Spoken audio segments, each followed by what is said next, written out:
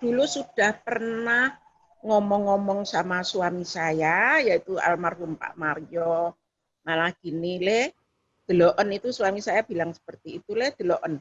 Kalau wayang, wong do ndelok wayang, ki nek urung limbukan, karo goro-goro kok durung lingguh ning kono. Mbok tulung to, Le. Kuwi iki apa ya? Supaya sing do nonton sore iki ya di kei hiburan sing segar, Le. Coba. Mula kaya aku gawe wayang dugem barang ki aku jane ora mergo kepiye supaya wong do ndelok wayang ki wiwitan nganti tekan purna. Aja mung ditinggal ngono wae. Ndelok ki nek ming separo-separo rak njur apa ya kurang fokus, kurang apa ngerti tegesing cerita tutur katane kira ya kudu kecantol to, Le. Nah, itu maka dari itu ngomong-ngomong terus sampai Nak Seno bikin setiap adegan itu ada hiburan walaupun cuma sedikit gitu. Tapi yang kira-kira pas untuk hiburan ya, nggak mungkin yang pakem-pakem terus dialog hiburan itu enggak. Tapi kebetulan kalau pas ada Bagong atau Petruk ya Punokawan datang itu baru.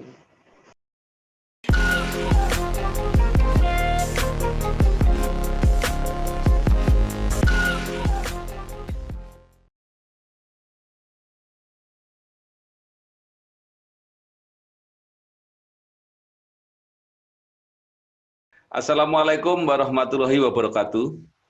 Bersama saya Bambang Sadono di channel Inspirasi Jawa Tengah. Mudah-mudahan channel ini bisa memberi inspirasi, motivasi, edukasi, informasi, dan ikut membantu mencari solusi. Saya sudah bersama Ibu Suyati, yang nama panggungnya dikenal dengan nama Yati Pesek.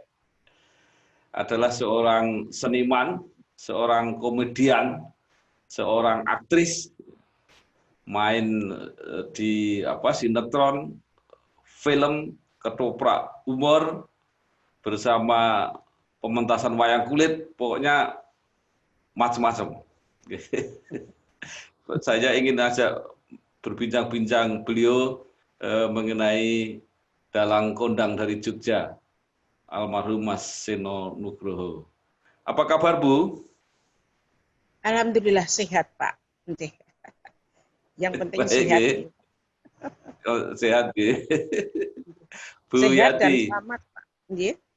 Sehat dan selamat, dan rezeki tetap datang gitu ya kira-kira. Alhamdulillah. Walaupun situasi seperti ini, tapi ya kita itu tadi nggak boleh mengeluh. Lebih baik berusaha kan gitu. Betul. Bu Yati, baru saja kita kehilangan seorang seniman, seorang dalang yang sedang di puncak-puncak karirnya, almarhum Mas Seno Nugroho. Nah, ini kan mungkin salah satu, tapi menurut saya kok yang paling viral ya di antara dalang-dalang Jogja yang dulu juga sangat terkenal. Misalnya ada Pak Timbul, ada Pak Hadi Sugito, ada Pak Parman, ayahnya Pak Seno. Tetapi ini kan menurut saya yang paling fenomenal mengangkat nama Yogyakarta. Bagaimana pendapat Ibu? Memang betul Pak Bambang Sadono. Nak Seno itu akhir-akhir ini dia boleh dikatakan melejit. Tidak hanya lewat pesawat, tapi pakai roket. Langsung bus gitu. Ya. Yeah. Dan Nak Seno itu menurut saya beliau ini kreatif. Dalam arti kreatif itu dari Ontowecono maupun tutur kata yang betul-betul bisa diterima oleh masyarakat. Walaupun serius, tapi sedikit selingi dengan humor. Karena dia mungkin belajar situasi seperti ini butuh hiburan, butuh gayeng-gayengan gitu loh. Tapi nggak lepas dari pakem-pakemnya cerita itu. Jadi kalau selama ini kalau dalam gaya Jogja Itu ya memang penggemarnya juga ada, tetapi ada juga daerah-daerah yang merasa tidak cocok kalau gayanya Jogja, terutama bagian-bagian Jawa Tengah tertentu. Tapi Pak Seno ini kan aneh ini dimanapun dia bisa. Gimana kalau menurut Ibu itu? Itulah kehebatannya Nak Seno. Itu istilahnya gini Pak, kalau menurut pandangan saya, Nak Seno itu ibaratnya orang jualan, itu yang diminati, yang beli itu siapa, maunya apa, dan bagaimana. Itu dia ladenin gitu loh Pak. Mungkin kalau Oh, beliau ini dalang di keraton, di Ngayogyakarta ya jelas pakai pakem-pakem Ngayogyakarta. Tapi kalau di luar ya apa maunya masyarakat dia ladeni gitu loh Pak. Terus menurut pandangan saya Seno itu kenapa sih kok mau menggabungkan di antara pedalangan Jogja dan Solo. Karena dia juga kepingin membaur dengan seniman-seniman Solo. Suatu misal dengan Mas Mantep, dengan teman-teman dalang lainnya. Dan teman-teman Solo, dalang-dalang Solo itu juga menerima kehadirannya Nak Seno Nugroho. Apalagi sebetulnya saya sudah pernah dengar dulu Mas Mantep itu bilang kalau pernah dipasrai dengan Mas Parman. Mas Parman itu bapaknya Mas Seno Nugroho. Itu aku ki gini Mas Mantep. Aku ki nganu ya dhisik ki tahu di pasrai karo Mas Parman. Pasrai napa Mas? Ayo perkara Seno kuwi. Ben iso ndalangi iso apik, iso anu mula ya engko kapan-kapan arep tak undang, arep tak kandhani. Nah, begitu. Nah, mungkin ini Mas Mantap itu mewujudkan itu mungkin manggil itu saya nggak tahu tapi mungkin manggil Nak Seno terus dia diajarin segala macam jadi akhirnya Nak Seno bisa mau menggabungkan di antara wayangan Jogja dan Solo. jadi jasa Mas Seno antara lain nggak ada lagi perbedaan yang ketat gitu ya antara gaya Jogja dan gaya Solo gitu. Iya, ya itu kalau menurut saya ya cuman dia itu orang jualan istilahnya ya. Jadi meladeni apa sih maunya pembeli, apa sih maunya penonton, apa maunya yang nanggap gitu loh. Jadi ya kita sebagai seniman harus ngeladenin seperti itu. Istilahnya di mana bumi dipijak di situ langit dijunjung gitu loh. Apa dampaknya pada Bu, situasi dunia pewayangan di Jogja setelah gaya Mas Seno itu? Apakah juga kemudian jadi model, ada yang banyak yang mengikuti seperti itu? Ya sebetulnya anak-anak dalang-dalang Jogja itu juga ada yang pokoknya saya pakem, tapi ya ada yang mau ngikutin jejaknya situasi dunia yang diminta sekarang ini gitu loh Pak. Itu banyak kok. Tapi ya mungkin belum saja karena ini baru jadi wadahnya Nak Seno Nugroho. Jadi menurut saya kan roda berputar nih Pak gitu. Jadi sekarang dulu itu Pak Hadi Sugito, Pak Timbul dan lain-lainnya. Nah sekarang tahun-tahun ini itu istilahnya wahyu itu jatuh di tangannya Nak Seno Nugroho. Begitu Pak. Tapi teman-teman dalang Jogja juga banyak kok Pak yang kepingin kolaborasi dunia yang seperti ini, apa yang dibutuhkan oleh masyarakat begitu Pak. Jadi kan seperti Mas Seno ini kan seperti pembaharu wayang seperti zaman Pak Narto Sabdo dulu. Jadi saya melihat misalnya untuk adegan yang yang jenaka itu tidak perlu nunggu limbuan atau nunggu goro-goro, tapi dia di adegan-adegan yang serius pun bisa gocek gitu, betul nggak betul? Iya. Jadi gini, kalau itu dulu sudah pernah ngomong-ngomong sama suami saya, yaitu almarhum Pak Mario. Malah gini, Le, deloken itu suami saya bilang seperti itu, Le, deloken. Kalau wayang, wong do ndelok wayang, ki nek urung limbukan, karo goro-goro kok durung lingguh ning kono. Mbok tulung to, Le. Kuwi iki apa ya? Supaya sing do nonton sore iki ya di kayak hiburan sing segar, Le. Coba. Niku mangke dadi Mula orang kaya aku maning gawe napa wayang dugem separuh. barang ki aku jane ora mergo kepiye ning supaya Simbok ki ra wis ora men to, Gong. wong do ndelok wayang ki wiwitan nganti tekan purna. Mbok cangkeme Aja sing mung apik. ditinggal Lho, ngono iki wae. kenyataan. Delok ki nek ming Iki asline separo-separo rak ngono njero kuwi wong sing ora nggarap seni. apa ya Kowe ora kurang iso amen. kurang fokus, Kalau kurang apa bapak ngerti tegesing duwe cerita anak tutur meneng katane kok kira ya kudu hubungan kecantol to, terus Le. gelap. Nah, itu maka dari itu Hubungan gelap. ngomong-ngomong Nek terus ngono aku sok sampai ngrungokke nang omah kae kowe sok Mak nyanyi Seno bikin sepanjang setiap ora adegan ponakan itu ada kita selalu hiburan walaupun cuma bergandeng sedikit tangan. gitu. Ngono kae. Tapi Dengan, yang dengan kira-kira pas memunculkan untuk hiburan ya, nggak mungkin yang pakem-pakem terus dialog hiburan itu enggak. Tapi kebetulan kalau pas ada Bagong atau Petro ya Punokawan datang itu baru. Gitu. ya, jadi kan itu kan suka menampilkan apa Ponokawan ya di adegan-adegan awal. Juga ada prajurit yang mohon maaf agak bencong-bencong itu juga kan ada itu. Yaitu sebetulnya untuk hiburan segar saja. Kan karena sekarang anak-anak muda itu kan juga lagi begitu, Pak. Kesukaannya seperti itu, bercanda tentang apa kebanci-bancian gitu. Jadi untuk hiburan saja itu tidak, Pak. Bu Suyati, apa dampak apa viralnya Pak almarhum Seno Nugroho ini terhadap seniman-seniman yang lain, misalnya terutama para komedian Jogja seperti Panjenengan, Pak Marwoto dan lain-lain. Apakah itu juga apa ya menarik banyak teman-teman untuk apa ikut aktif gitu?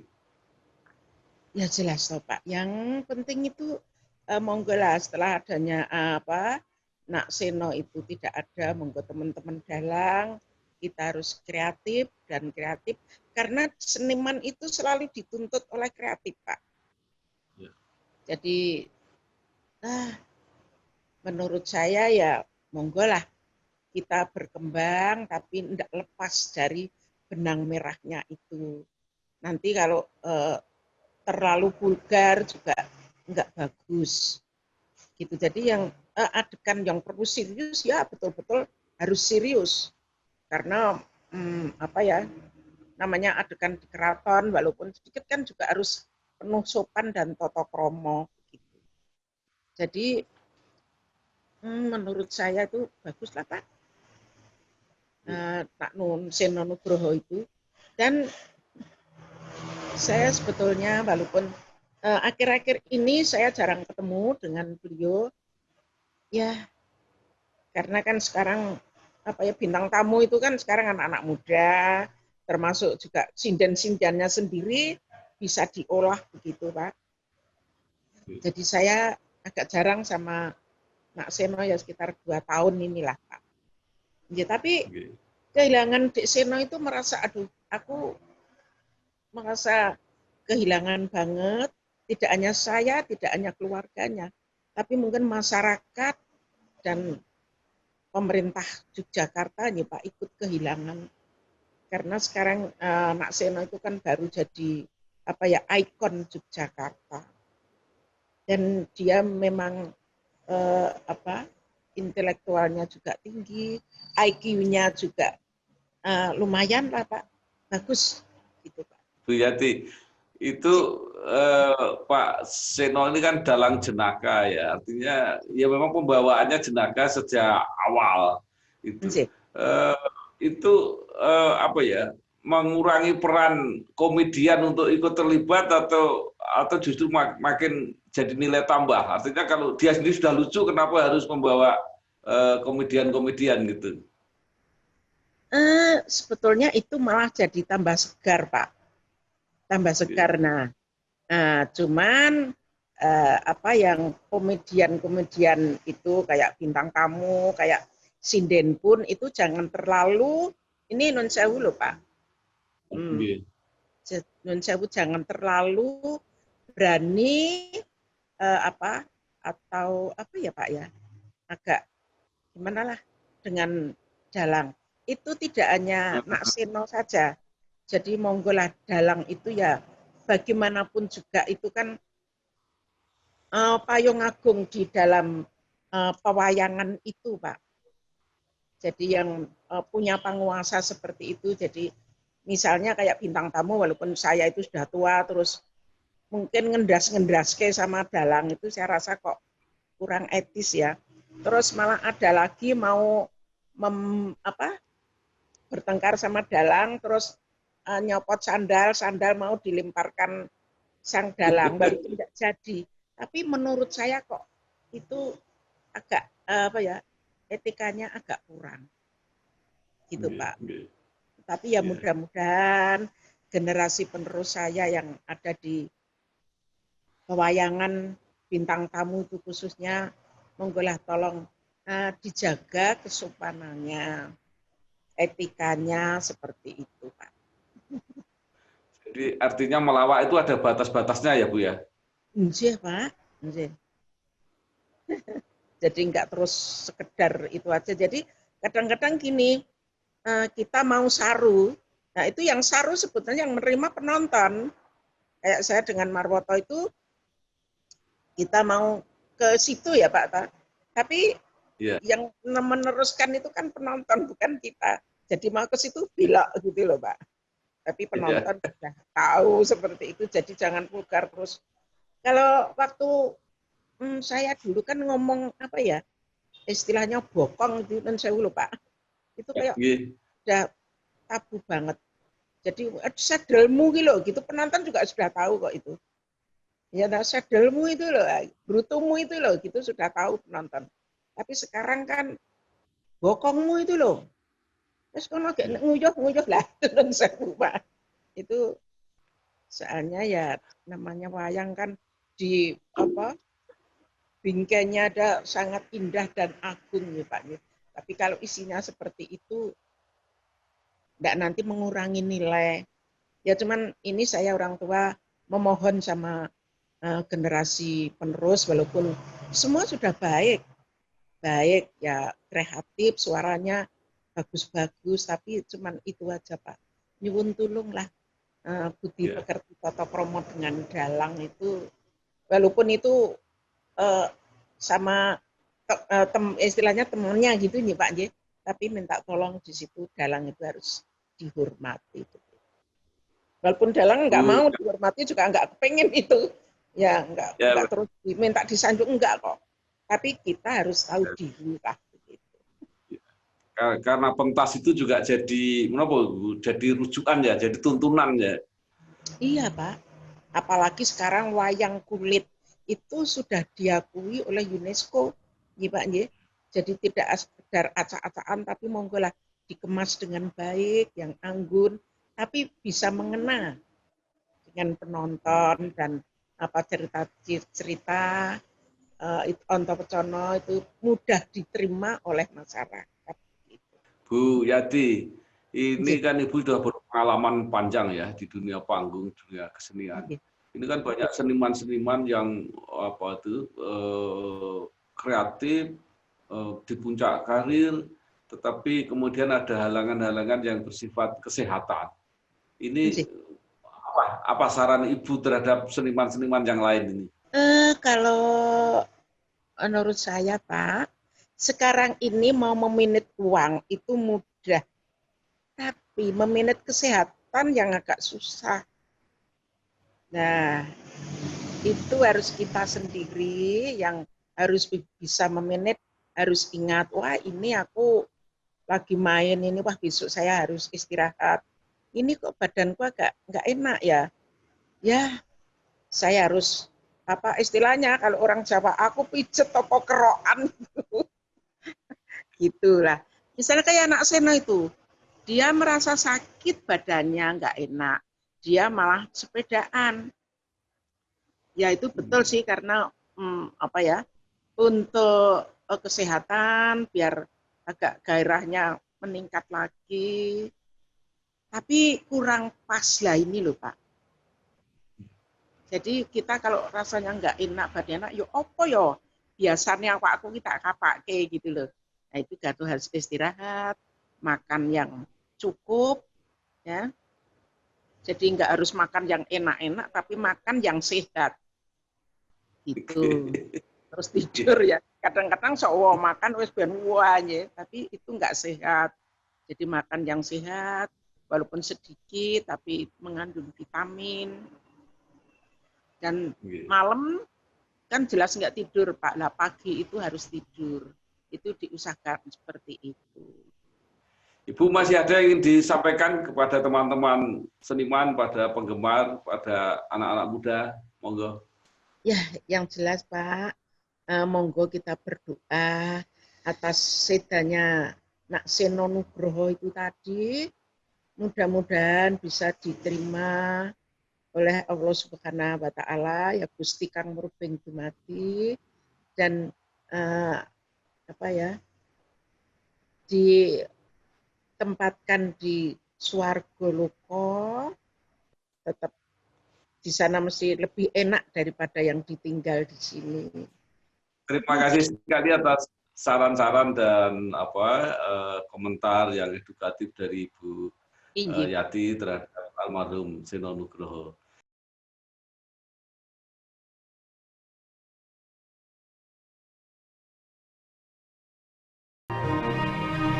Di Semarang, salah seorang warga yang aktif menjadi pegiat media baru atau YouTuber adalah Bambang Sadono, mantan anggota DPR RI periode 2004-2009 dan anggota MPR periode 2014-2019.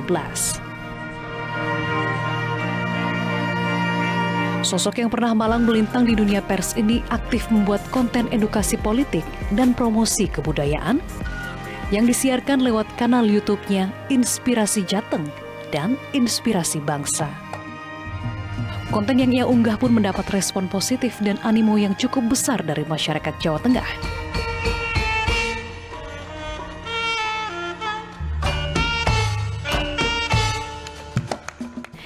Hingga kini, Bambang Sadono telah mempublikasikan lebih dari 50 video dengan 39.000 pengikut.